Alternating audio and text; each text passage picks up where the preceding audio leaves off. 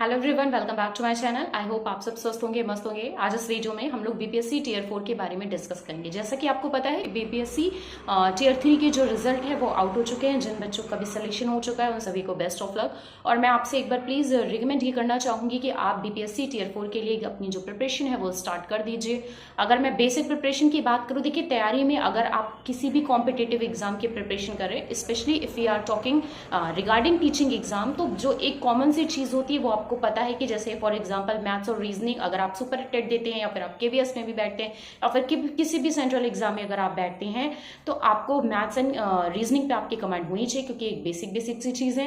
मैं आपसे हमेशा ये रिकमेंड करती हूँ, आपके जिस भी एग्जाम की प्रिपरेशन करते हैं आप हमेशा पर्टिकुलर उस एग्जाम से रिलेटेड ही पढ़ाई किया करिए, क्योंकि ओवरऑल कहने के लिए चीजें एक होती है लेकिन लमसम थोड़े बहुत जो डिफरेंस होते हैं वही आपके मार्क्स को ज्यादा बढ़ा भी सकते हैं और ज्यादा घटा भी सकते हैं। ठीक है, तो मैथ्स और रीजनिंग के लिए आप किसी भी यूट्यूब चैनल को प्रेफर कर सकते हैं, बट पर्सनली मुझे जो लगता है वो गगन प्रताप सर का चैनल अच्छा लगता है।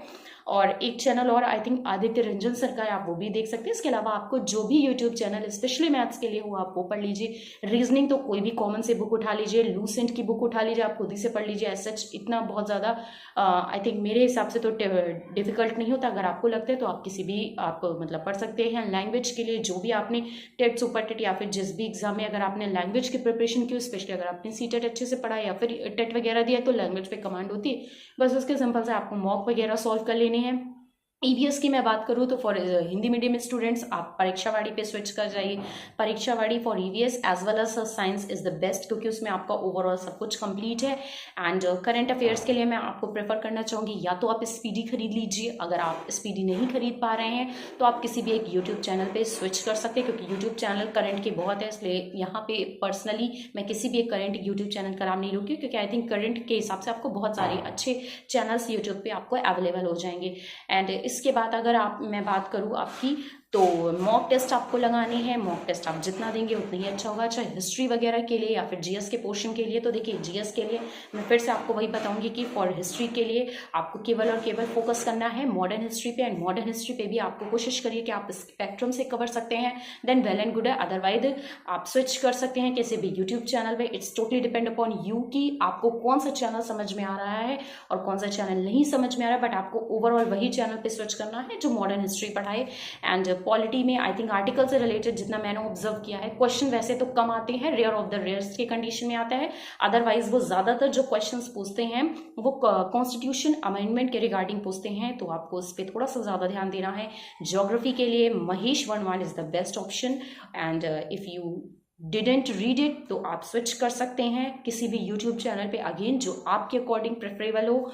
और इको से आई थिंक क्वेश्चंस आते नहीं हैं, और अगर आते हैं तो आई थिंक ओनली आईएस करके एक चैनल है, उस पर एक सर पढ़ाते हैं, वो भी बहुत ही अच्छा पढ़ाते हैं। तो this is all about BPSC tier 4। जिन बच्चों का हो चुका है अगेन उसके लिए कॉन्ग्रेचुलेशन, और जिनका नहीं हुआ है वो आप पढ़िए, क्योंकि आपको पता है कि चुनाव से पहले बीपीएससी टीयर 4 होगा। और टीयर 5 की हम गारंटी नहीं ले सकते, क्योंकि चुनाव खत्म तो वैकेंसी आना खत्म हो जाएगी। तो बेटर ऑप्शन है कि अभी आपके पास जो भी अपॉर्चुनिटी आपको मिल रही है, यू जस्ट ग्रैब इट, है ना, और आप उसको करिए लेके। अगर आपके कोई और डाउट हैं, कुछ और आप पूछना चाहते हैं, यू कैन कमेंट इट।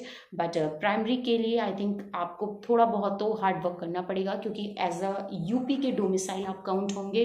तो यूपी के डोमिसाइल हूँ, चाहे आप किसी भी कैटेगरी से बिलोंग करते हो, जब आप बिहार में जाएंगे पेपर देने के लिए, है ना, तो you will treat as a general candidate, है ना। डजेंट मैटर कि यूपी में आप एससी हैं, एसटी हैं या ओबीसी हैं, ठीक, क्योंकि आप बाहर के आउटसाइडर हैं, तो you will always count as a general candidate for PSC paper, है ना। तो आपको अपना जो बिल्कुल तैयारी है वो एकदम जोरों शोरों पे करनी है, और अभी आपके पास प्रॉपर टाइम है, अच्छे से पढ़ाई करिए। आई थिंक नोटिफिकेशन आपको अब चूंकि रिजल्ट आ चुका, देखिए आई थिंक 15 डेज के अंदर तो आ जाना चाहिए, और अगर नहीं भी आ रहा तो कोई नहीं, आपको पढ़ाई अपनी कंटिन्यू रखनी है।